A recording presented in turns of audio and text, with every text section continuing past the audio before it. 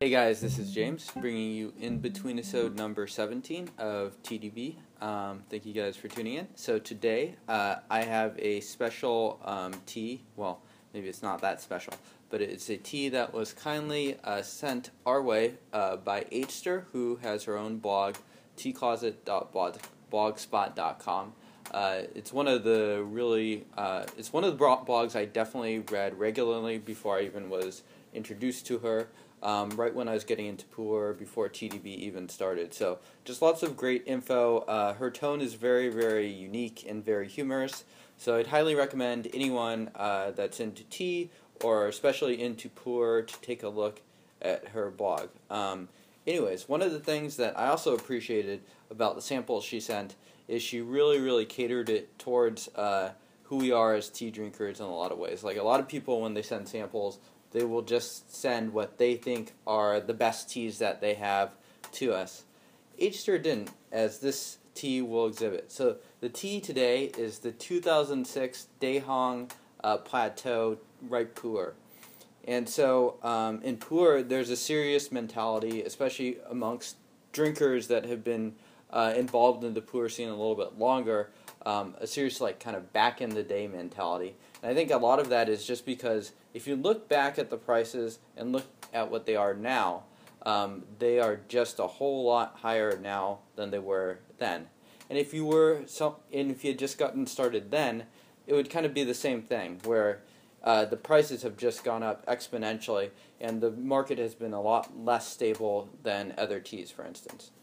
So this brick was acquired for an inexpensive $16.80 per kilogram, meaning that this approximately 4-gram session costs a little bit over a nickel, and if you read her blog, you will see that even before that, it was $11 for 1 kilogram brick. So we have the kilogram brick right here. We'll give you a shot. So a very generous sample. This is probably about 75 cents worth of tea right there. So kindly sent our way by Hster. But anyways, this is one of those teas that qualifies as what she would call maybe a taco tea. A tea that is really cheap, but also very functional. So I've brewed this a couple times. I found that it's a very dynamic tea. It changes a lot steep to steep. So I'm just going to get going from the first steep, unlike a lot of the previous InBetweenIsodes. And so on this tea, in the little baggie that she gave me, she left a note that said, rinse at least twice, if not more. So I am going to drink this steep, and if it is particularly nasty, then I will toss it. Dehong is one of those regions that is kind of like an outlier region, so it's expected that Pu'erh from there is kind of cheap. The tea material is understandably not the best. It's kind of twiggy. And we're going to give this one more brew.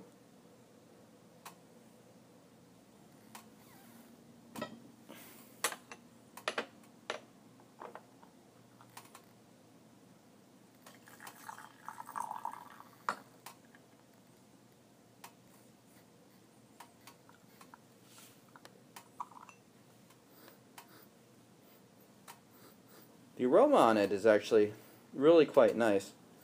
In a lot of ways, it reminds me of kind of a cheaper version of, much cheaper version of like that 7581 brick I like a whole lot. Anyways, let's have a sip.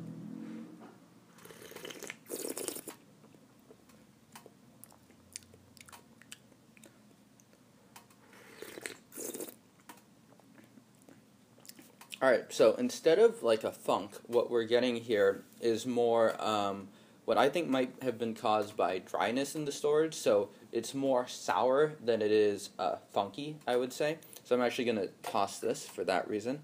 And that can happen just because of how the tea was produced, maybe, or maybe just through the storage. If the storage was very dry, sometimes those kind of sour notes will come out in Pu'erh. So I'm going to brew this once more. And I'm going to give you guys a shot of the Cha this time.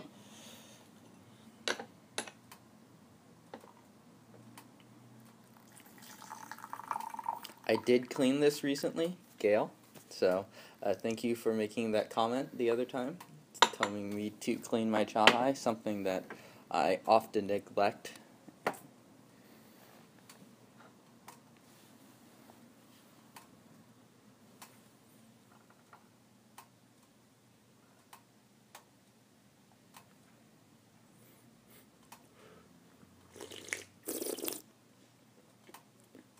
So the sour note is just about completely gone. There's just a little hint of it. It's a little bit tangy.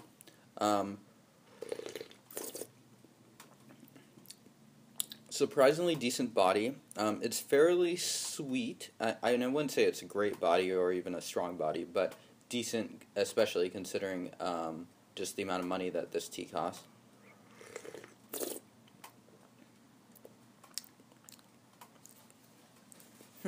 And it's got a really interesting sort of dynamic taste. I'd be really curious to session this tea with someone like Denny, who is, shall we say, more aggressive with describing his with his metaphors and his adjectives.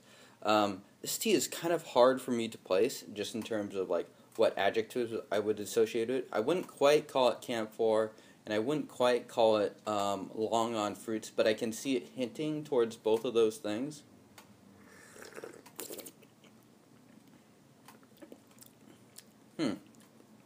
But it definitely has kind of like this sort of light fruit sweetness going on that's actually pretty pleasant.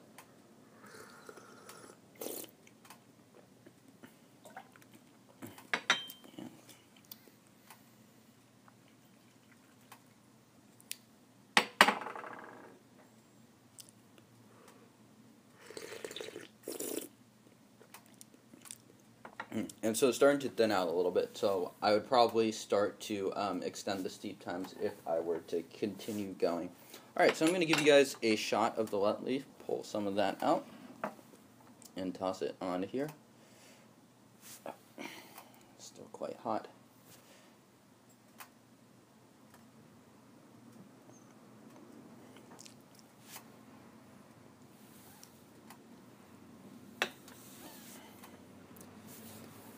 And I think that just about concludes this episode. Thank you guys for watching. Definitely go check out Hster's blog, teacloset.blogspot.com. Lots of great stuff over there.